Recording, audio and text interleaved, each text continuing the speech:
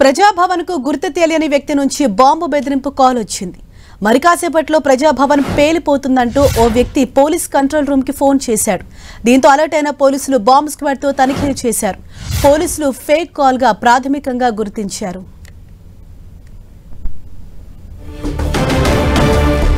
మరింత సమాచారంతో మా ప్రతినిధి సునీల్ మనకు అందుబాటులో ఉన్నారు. సునీల్, ప్రస్తుతం ప్రజాభవన్ పరిసర ప్రాంతాల్లో ప్రజాభవన్ లో పరిస్థితి ఏ విధంగా ఉంది? ఆ కాల్ కి సంబంధించి ఏమైనా ట్రేస్ చేశారా పోలీసులు? మీకు అందుతున్న ఇన్ఫర్మేషన్ ఏంటి?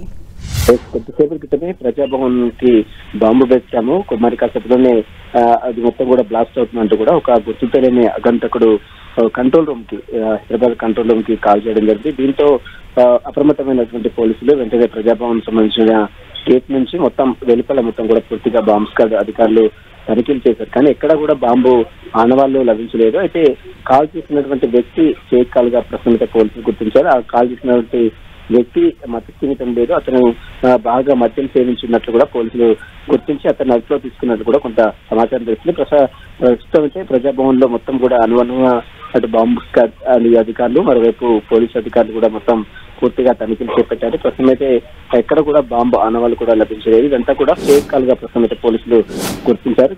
కాల్ చేసినటువంటి వ్యక్తిని కూడా ప్రస్తుతం అయితే పోలీసులు అదుపులో తీసుకొని విచారిస్తున్నట్లు కూడా సమాచారం తెలిసింది. Harsha, right, thank you Sunil.